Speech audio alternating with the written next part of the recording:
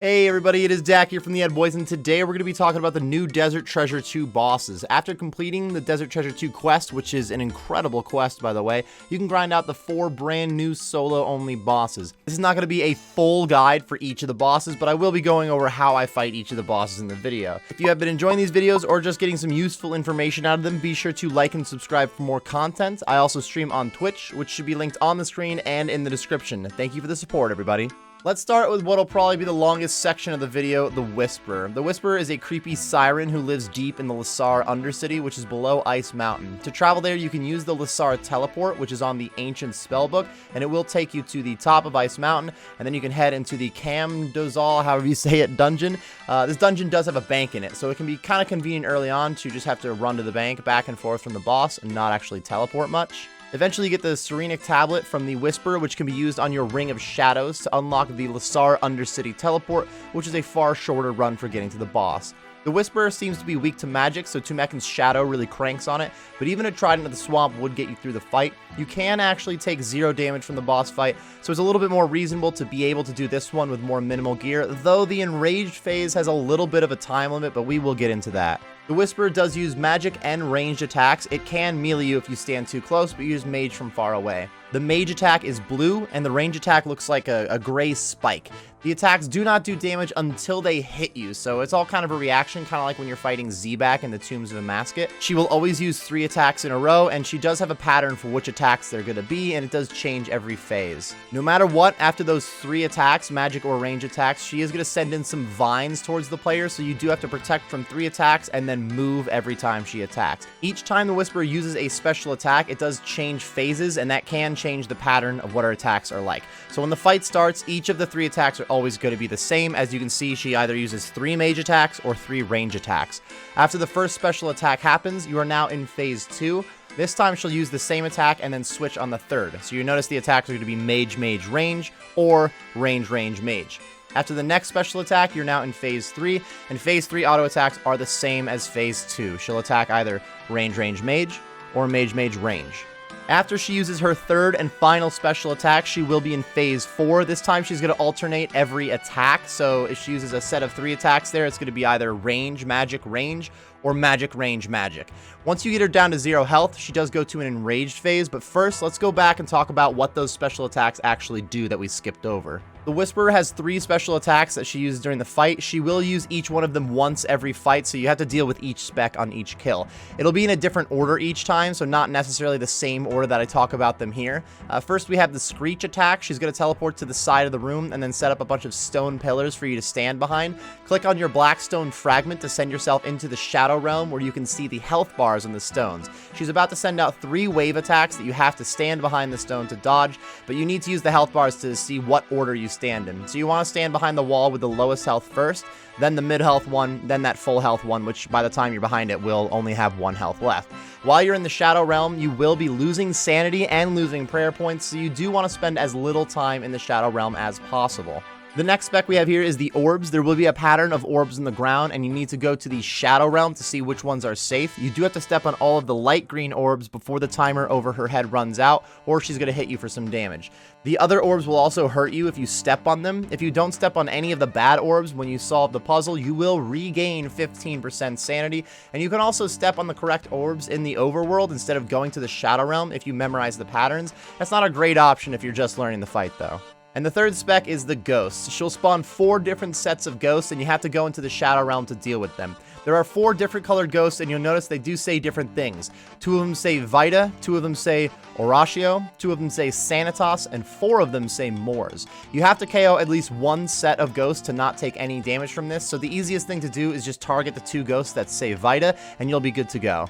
Each set of ghosts will give you a little bit of a buff if you manage to KO them once the attack is over. The Vita Ghost will heal your health, the Horatio Ghost will heal your prayer, the Sanitas Ghosts are going to heal your sanity back, and then the Moors Ghost will actually damage the Whisperer. It is beneficial to use like a blowpipe or a very fast weapon to knock out as many ghosts as possible. The Venator Bow can be used here though to knock out all 4 sets of ghosts, and if you do manage to knock out all of them, you get a 50% increase in all of those buffs.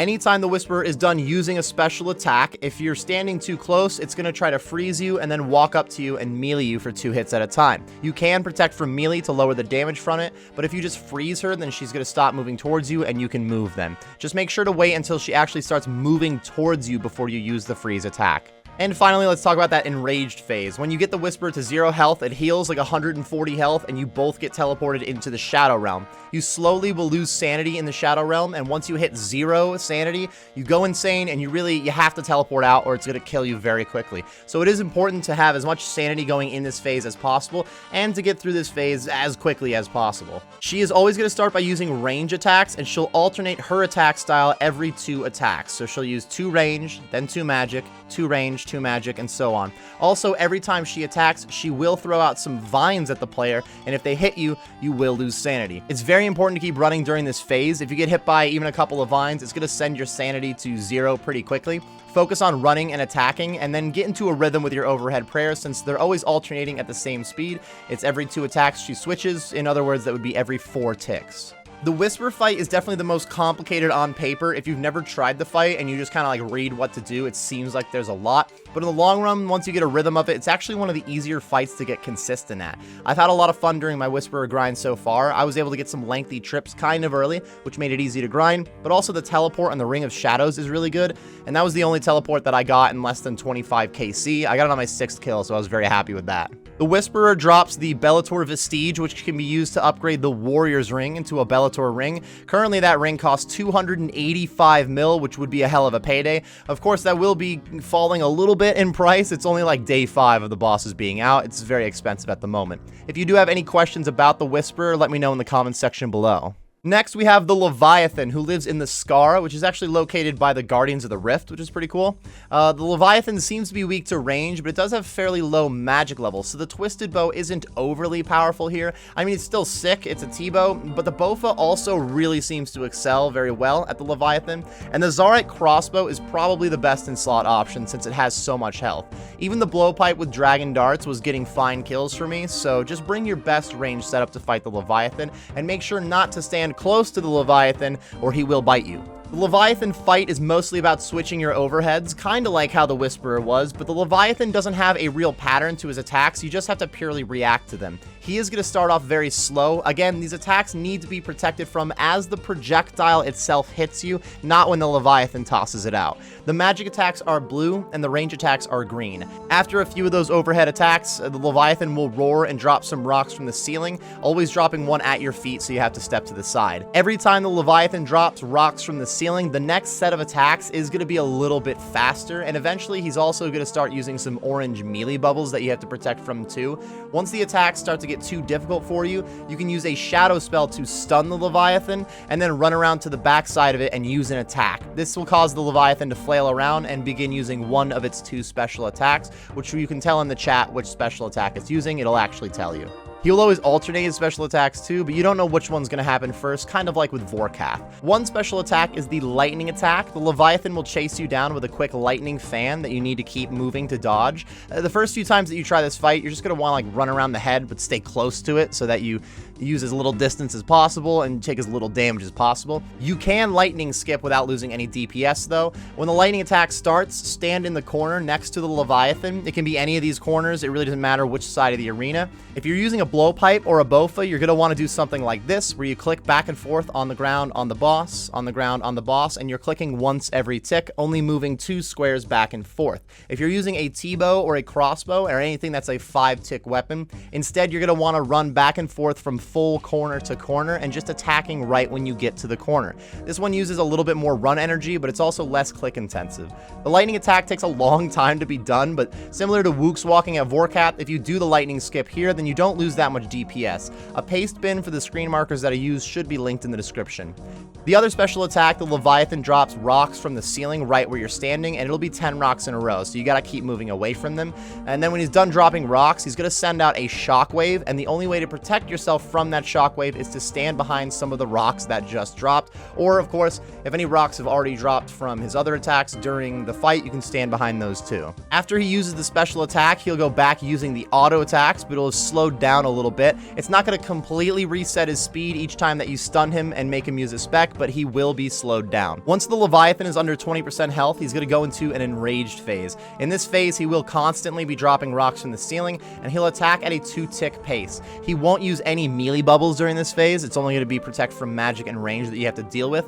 The auto attacks do chip damage during the enraged phase right through your prayer. If you're standing in this white orb that's slowly moving around the room, you will not take any chip damage though, so you just got to keep up with the orb. Also, if you use a web weaver bow spec while you're standing in this orb, it absolutely destroys the Leviathan right now. The biggest spec that I've landed with the web weaver here so far was a 125. It makes it a lot easier to get through that Leviathan enraged phase. It's possible they're going to fix that though. It does seem like that's, I mean, maybe they won't fix it. I think it's pretty sweet to use, but it's possible Jagex is going to nerf that. The Leviathan fight is very cool. He's like an upgraded Zulrah kill. The Leviathan drops the Venator Vestige, which can be used to upgrade an Archer's Ring into a Venator Ring. Keep in mind that the Vestige drops are untradeable, so if you get a drop, you have to make it into a full ring before you can sell it, and that does require having 90 magic and 80 crafting.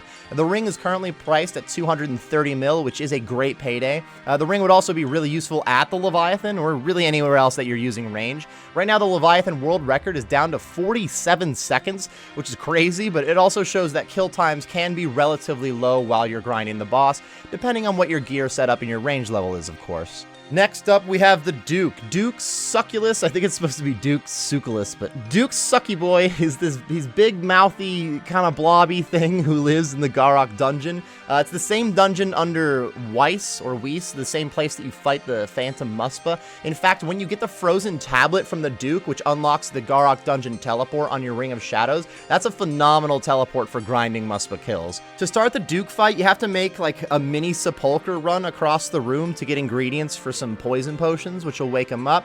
Unfortunately, you have to gather these supplies every single kill at the moment. I do have a feeling Jagex is potentially going to rebalance this, but for now, you got to keep making potions. You can't even stack up on the potion supplies or anything. Like, you have to remake the potions every single kill. Once the Duke is awake, though, he's probably the easiest fight to get used to. The Duke seems to be weak to Slash, so the Scythe of Vitur is very good here. After that, I would use an Osmumpton's Fang on Slash, or the Arclight is still a good option. If you stand far away from the Duke, it will use a magic attack, but if you stand within melee range, he uses a melee attack, which looks like a bunch of icicles spawning under him. This attack is slow enough that you can step away right as he's using it, but you do have to be pretty quick or he's going to slap you pretty hard. You do take chip damage from both the melee and the magic attack, even if you're praying correctly. It is highly suggested generally flinching the boss, so he's mostly using melee attacks, protecting from melee, and then having the Blood Fury to help get a little bit of health back. Every 6 attacks or so, the Duke is going to use this eye attack. You have to stand behind one of the pillars in the room to dodge this. If you do not dodge this, it's going to use a freeze attack for like a 90, so you got to be quick. In general, you should hang out near the pillar while you're fighting the boss, making it very easy to get behind the pillar quickly. The Duke will also use this gas attack, which is going to cause one of the vents to start spewing gas, causing some damage if you stand near it, and you just got to move to the other side of the arena. Once he gets under 50% health, he will spit out 2 gas attacks instead of 1, so you do have to pay attention to that. When the Duke gets under 25% health, he starts attacking at a 4-tick pace instead of 5 ticks, so it's a little bit easier to switch from the Scythe or the Fang over to an Arclight or a Blade of Saildor, maybe even an Abyssal Tentacle. That's really all the mechanics for the fight. For the most part, you just want to step back every attack, pretty much flinching it, and then get ready to run behind the pillar, occasionally being pushed to the other side by maybe some of those gases.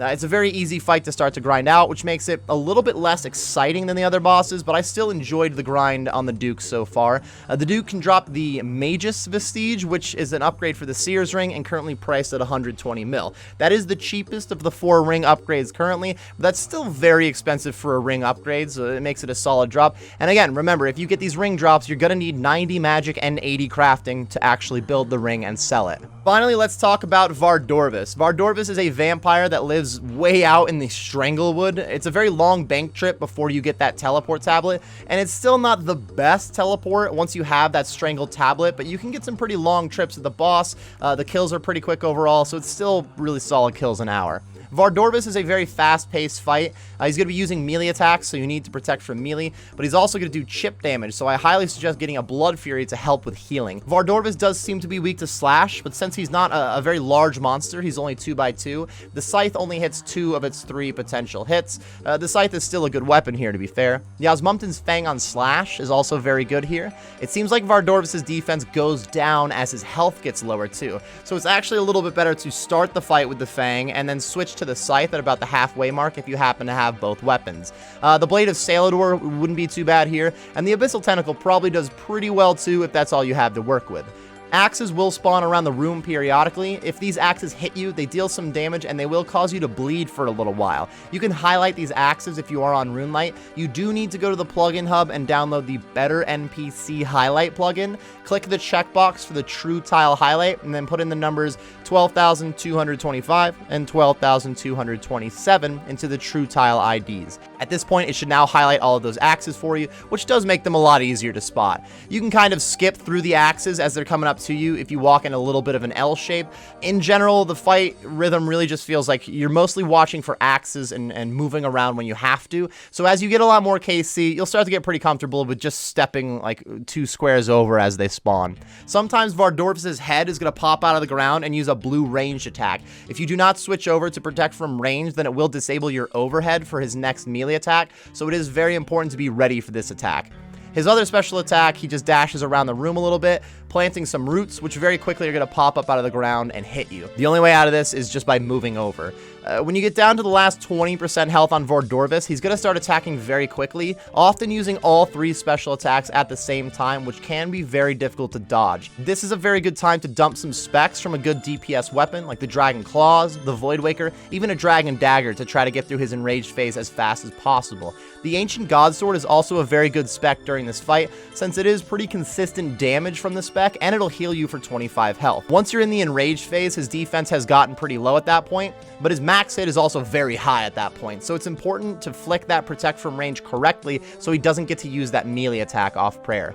Vardorvis is a pretty intense fight, but it's one of the faster grinds overall too, since you can get a lot of kills per hour. He does drop the Ultor Vestige, which can be used to upgrade the Berserker Ring, and is currently sitting at 215 mil. This is probably the most helpful of the ring upgrades, depending on exactly what boss you're grinding out, of course, but since a lot of players are grinding Vardorvis kills at the moment, it seems that a lot more Ultor Vestige drops are happening. So Jagex has already released a hard mode version of these bosses called the Awakened bosses. To fight the Awakened version of the boss, you need to bring an Awakener's Orb with you, and it'll use up that orb. So every single attempt does require 1 Awakener's Orb. The Awakened bosses are very difficult to kill. I've only thrown down legit attempts at the Whisperer so far. I threw down 1 Leviathan attempt, but it didn't go very far. If I did a bunch of attempts in a row at the Whisperer, I feel like I would be starting to get it, but it's very expensive to do that. So that's the whole part of the challenge. Is it's not easy to just go in over and over and over again, and the bosses are very hard to kill. If you do manage to kill all 4 of the Awakened bosses, then you can turn your Torva into Blood Torva, which is a pretty cool cosmetic upgrade.